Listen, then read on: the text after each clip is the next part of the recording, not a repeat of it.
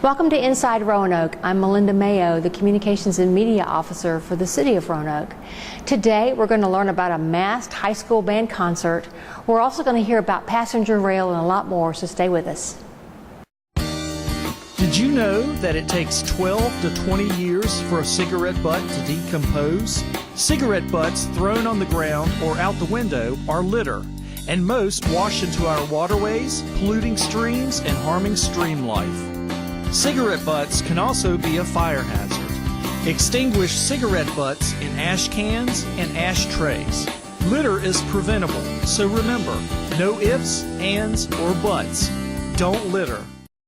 Welcome back. My guest is Susan Jennings, and Susan is Arts and Culture Coordinator for the city. Susan, we want you to tell us about the 10th anniversary of public art in the city. Yes, we're having a great celebration because our public art plan was actually produced in 2006, and our first public art piece was put in 2008. So we're using this fiscal year to commemorate that 10 years of public art. Give us just a little brief history of public art and how it's evolved. Okay, well, we started out with our public art plan and our percent for art ordinance, which takes 1% of certain capital projects and puts it toward public art. We've grown in the last 10 years from there were about 90 pieces in the collection, and they're now 155. So we've really increased the collection with both national artists and regional artists as well. How are you commemorating this milestone for the city? Well, we're having a really fun contest, and that's kind of why we're here at Trojan Dog. Every month we highlight a different piece of art in the collection online, and last month it was Trojan Dog by local artist Ann Glover. And people can go on our Facebook page and like it, and then we draw randomly. Somebody wins a prize, like we've given away Mill Mountain Theater tickets, opera tickets, a pinball museum membership, wonderful things in the community. And then the second part of the contest is they shoot a picture of themselves with whatever piece of public art that is, post it to Instagram, and they can win a $50 Downtown Roanoke gift certificate. Cool. So the contest is about engaging folks with public art. Why is that important? Well, we really want people to know we have this great public art collection and get out and see it and feel connected with it. Want them to know that there are a lot of regional artists that have work in the collection, so it's a way to also promote the regional artists in the area. And so what's the value of having public art in our community? Well, we've long known the economic impact value because people want to work and live and travel to places that are vibrant and have great arts and cultural programs. But we're finding out now, new studies are saying that public art programs help people connect to their community. And if you connect to a community, you're more involved in it, you're a more engaged citizen. Do you all have some goals that you've set for the future as far as what you want to do with public art? Well, we are still continuing to implement our plan that was established in 2006 and updated in 2014, and at that time people told us they wanted more murals in the city, so we're looking at that. We have 5 new projects actually in the works this coming year. Maybe we can talk about those at another time. Okay. But so just slowly implementing the things that the citizens of Roanoke told us they wanted to see in their public art. That's great. If somebody wanted more information about public art or even about the contest, what do they do? They can email me, susan.jennings@roanokeva.gov, or they can go on our website, artinroanoke.org. Well, it sounds like a great idea, and I appreciate you sharing it. Thank you so much. Okay, we'll be right back.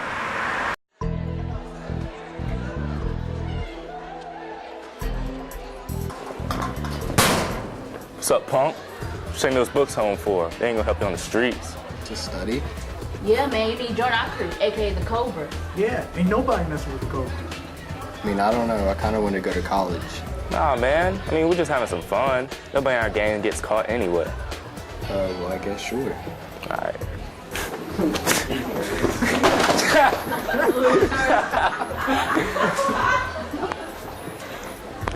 Hey, look, Henry. If you're gonna keep rolling with us, you gotta prove to me that you can hang. Okay. All right, then. Go. Henry, what are you doing? Every year, over 7,000 arrests result from gang activity. You could end up just like these criminals. Is that what you want? Don't be a part of the problem. Be a part of the solution. Welcome back. My guest is Tiffany Bradbury with Roanoke Fire EMS, and we want to talk about, I know October is Fire Safety Month, and part of that is Fire Prevention Week. Talk a little bit about fire prevention. Fire prevention, it's huge. This is our busy time because as we start going into the fall weather, people start firing up wood stoves and space heaters and things like that. So it's a national event, and we have a week in October, but we actually take over the whole month. Do you? Yeah. So what's the theme this year's Fire Prevention Week? The theme is seconds count, have 2 ways out. So that means you need to have 2 ways out of your home or any room in your home, whether it's the bedroom, your living room, because you only have about 2 minutes to get out of a fire, out of the house if there is a fire, because it's the smoke usually that hurts people. And smoke, everything in our house burns a lot faster than it used to. Wow. Because things are, made of heavy wood and things like that. It's a lot of plastics, a lot of vinyl, lots of synthetic fabrics, and those tend to go up in flames a lot faster and then put off a lot of toxic smoke. So that's why it's so important to have things like our working smoke alarm. Right. That's the big thing that we want to really push out to people this year. And how will you use that theme to kind of reach out to the community and let them know about these? Well, we do tons of events. This is my 13th Fire Prevention Week that I've been with the City of Roanoke.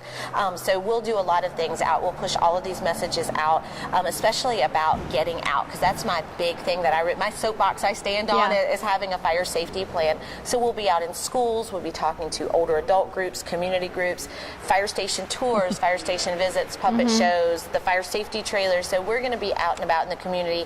We try to do it all the time, year long, but October is really our super busy. Yeah, that's our focus. So we're out and about a lot. It's a busy month. Just for the people who are watching, what are some of the most common causes of home fires? So the number one cause of fire is cooking. Really? Because, you know how it is. You're in there cooking, you get distracted. And a lot of times we leave things on the stove or we turn the wrong eye on. Yes. That happens a lot. So my big tip for people is if they have a fire inside their oven, to leave it shut. That's the best thing to do because it's going to snuff itself out, kind of like when you put a lid on a candle. If you're cooking with grease, it's really important that you never put water on a grease fire. A fire extinguisher is great. It's going to put out a small fire. Putting a lid on it's even better. Right. We go to a lot of fires where people are cooking French fries on top of the stove in oil. So that's something where I'm like, bake them instead. That's going to save you a lot. Right. And if the fire looks like it's getting up into your cabinets, please get out, call 911, let us get there. We'll be there in 4 minutes or less, and that way we can try to keep it from extending up and inside your walls and try to keep the damage to a minimum. And I know you're holding a smoke alarm. That's very key also. Oh my gosh. Yes, seconds count. And a lot of times people will have these hanging on their walls and think they don't need to do anything with it until it starts chirping at 2 o'clock in the morning. So it's really important to make sure you have a working smoke alarm.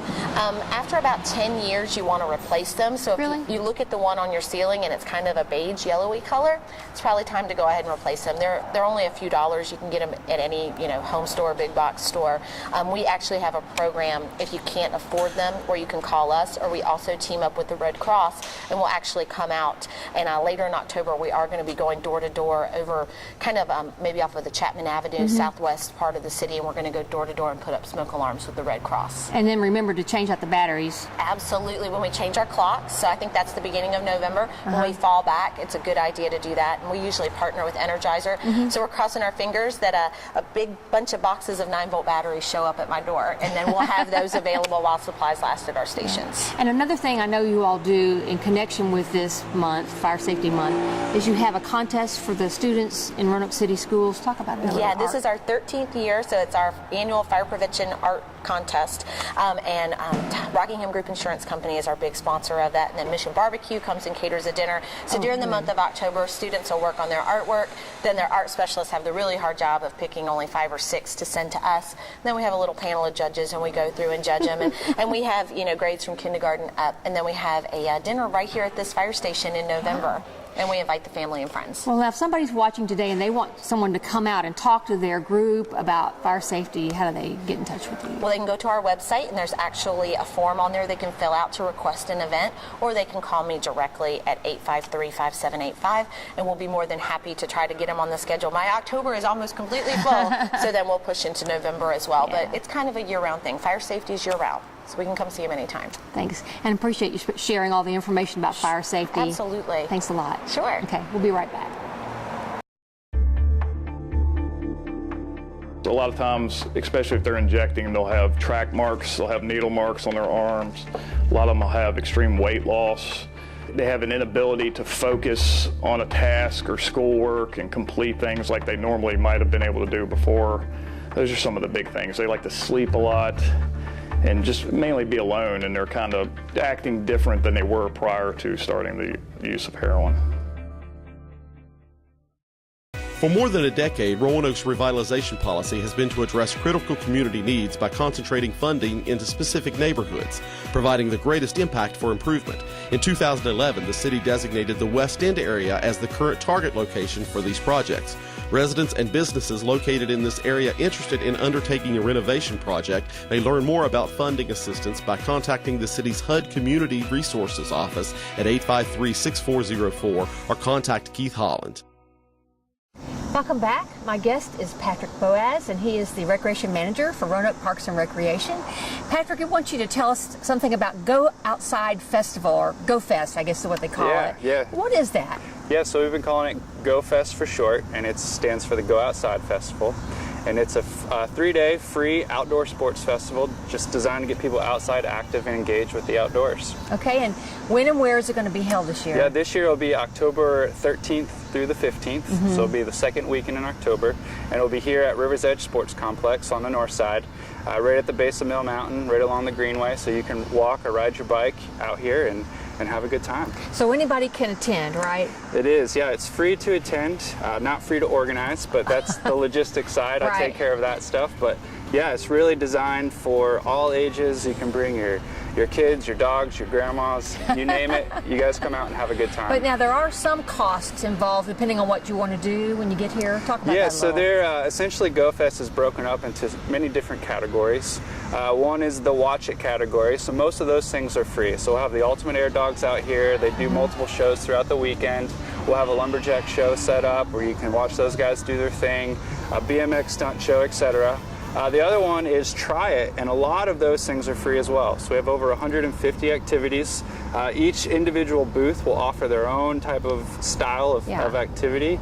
And then the last one's really, it's Race It, and there will be multiple races throughout the weekend that you can register for in advance.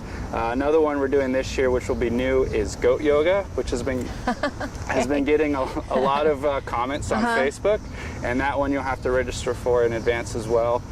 But essentially we've got music that will be free, the beer and food, those are things you're going to have to cover on your own. Yeah.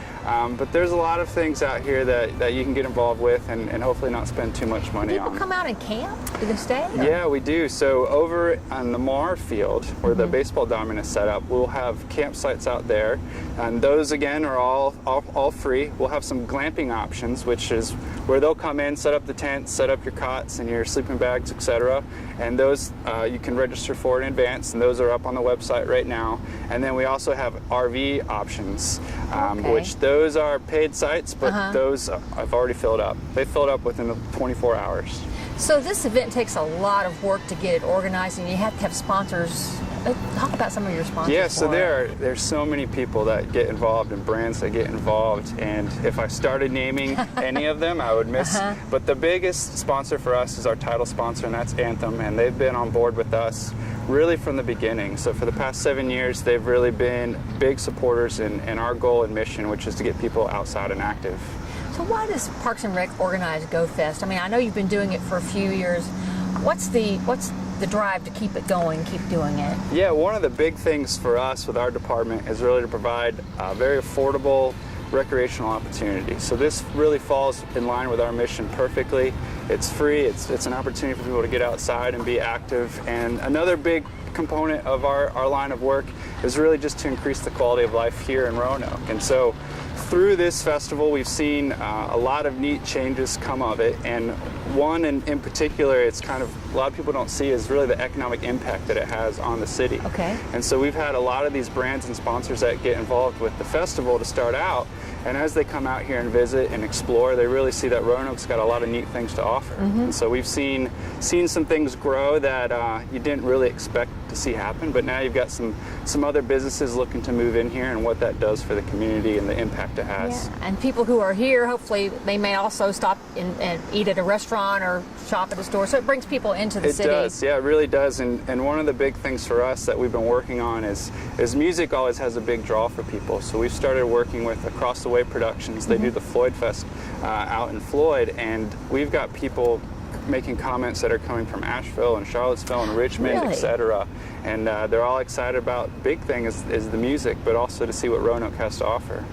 Well, if somebody needs more information about this event, they're very interested in coming, how can they get it? Yeah, the fastest way is to go to RoanokeGoFest.com, and that's got a schedule, a lineup of all the things that we're doing. Other than that, just come out for the weekend, walk around and explore, and see what there is out And here. give us the dates again? Yep, it is October 13th through the 15th. Great. Well, thank you so much. That sounds like a great event. I hope it's very successful You're this very year. welcome. Yeah, we'll see you Thanks. around. Okay, we'll be right back.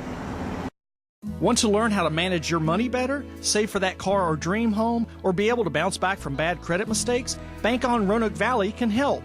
Bank On works with local banks, credit unions, and local governments to offer free classes at local libraries in our community. It's easy, free, and it's happening right where you live. Check out the calendar of classes or sign up at bankonrv.org or call 777-4200 for more information.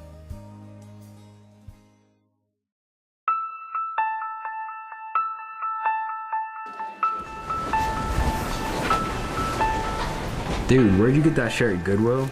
I did, actually. I like it. Don't you have something better to do?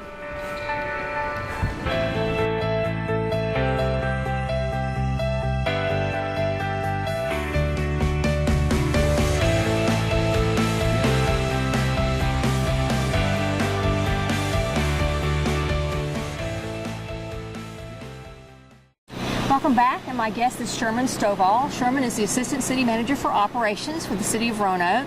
Sherman, we want to talk about the return of passenger rail service to Roanoke, and start out by talking about the city's role in bringing passenger rail back. Certainly. The city's role included City Council, including the return of passenger rail in its legislative program.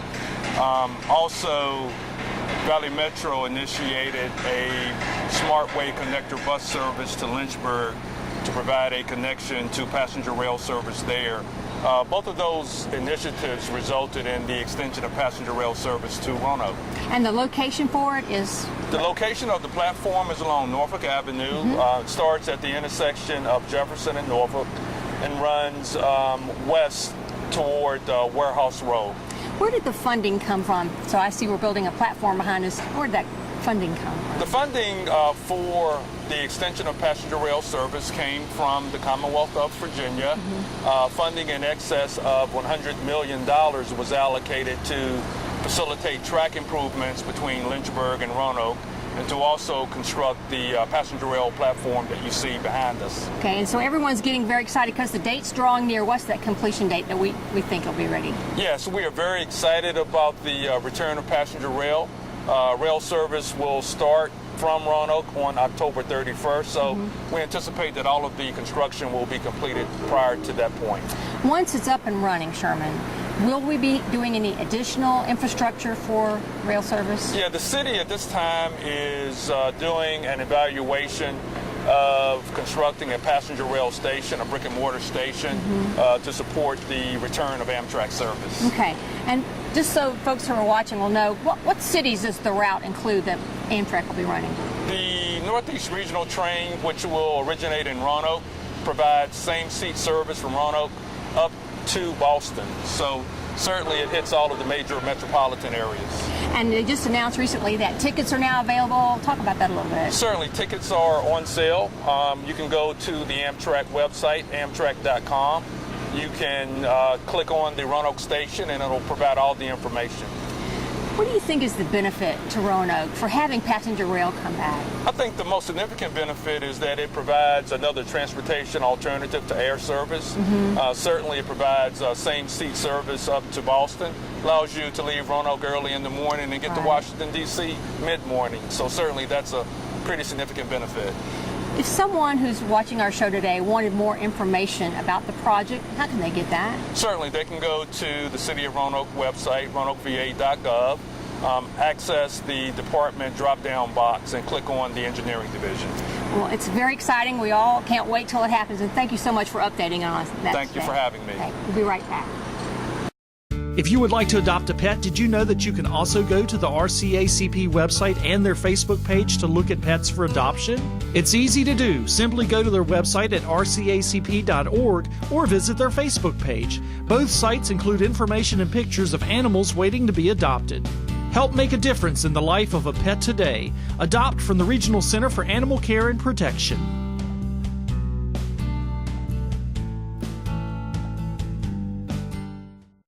Welcome back. My guests today are Colonel John Miller, who is the chair of the Roanoke Valley Vietnam War 50th Anniversary Committee, and also Maestro David Wiley, who's conductor of the Roanoke Symphony Orchestra.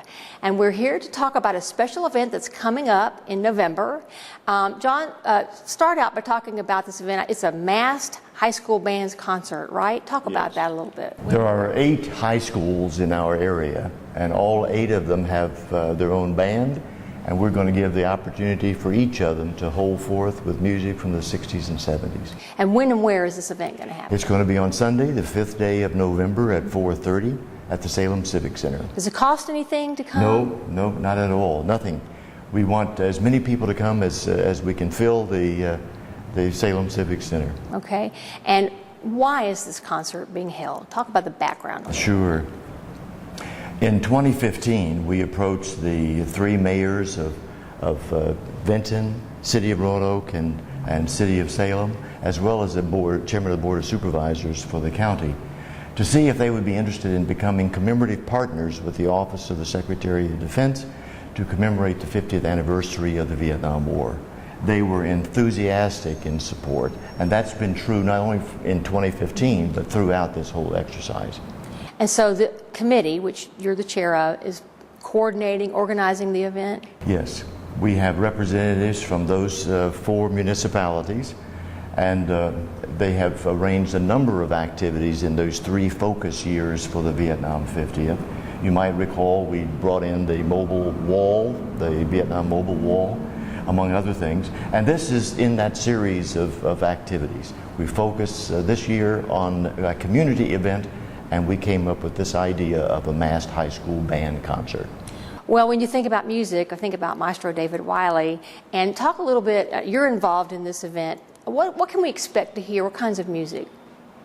Well, first of all, it was a privilege when Colonel Miller and the committee asked me to be part of it. Said yes immediately, because we celebrate through wonderful music of the 60s and 70s, including some great patriotic favorites, these wonderful veterans. We are honored and privileged truly to honor them through the music. And one of my great joys as music director of the RSO is working with young people, and to have the joy of making music with them, introduce them to a lot of this great stuff, including America the Beautiful, His Honor, Great March, and our national anthem as well, of course, in a beautiful masked band version. So it truly is an honor and a privilege to be part of this. We're going to have the masked band at the end that I will conduct, and just looking forward to it very much. So the individual bands will play, and then we have select people from each of those bands to be in the mass band. Is that how it works? That's exactly right. We have the best of the best, if you will, coming together, and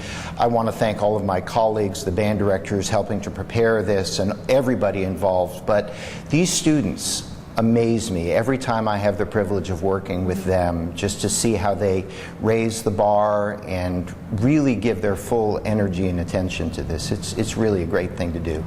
John, I know this is like a very challenging event to put together. Can you maybe mention some of, in addition to the committee, maybe mention some of the key people who've been involved in helping us? Sure, and I don't want to miss anyone, because we have had a real community effort in putting this together.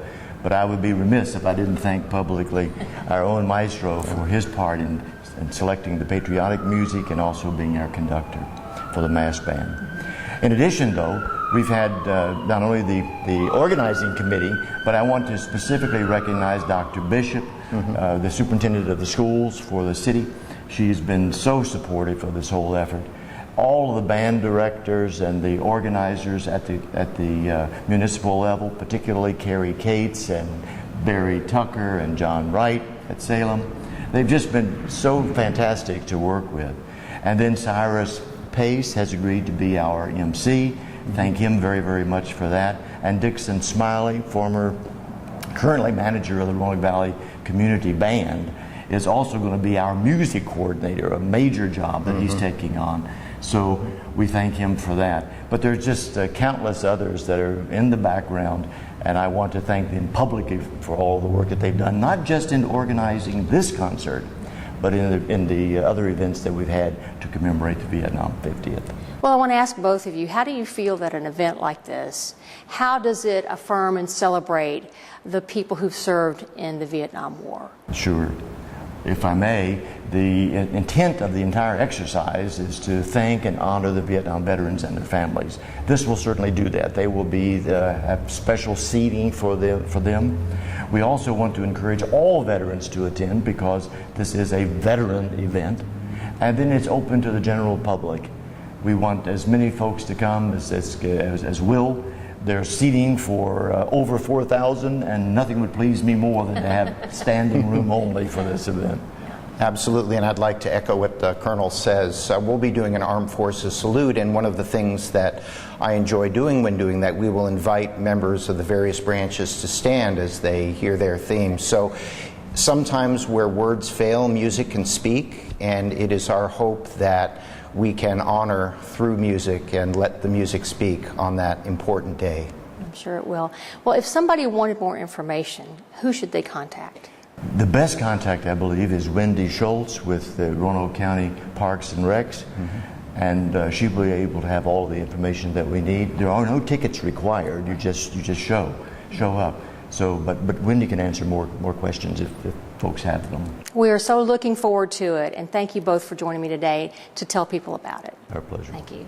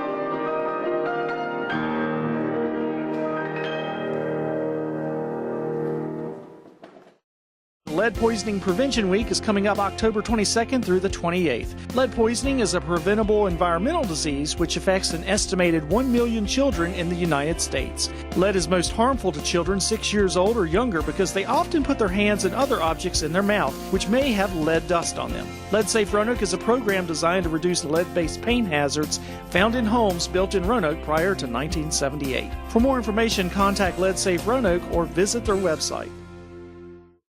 We hope you've enjoyed the show, and now let's take a look at what's happening this month inside Roanoke. September 29th through October 1st, the LSA Kids Consignment event at the Berglund Center. September 30th and October 1st, Deschutes Go Cross Race at Fallon Park Cyclocross Course. On September 30th, Acrobats of China at the Jefferson Center. On October 20th, Rail Yard Dogs Home Opener at the Berglund Center. And on October 29th, Opera Roanoke presents Puccini's Tosca at the Jefferson Center.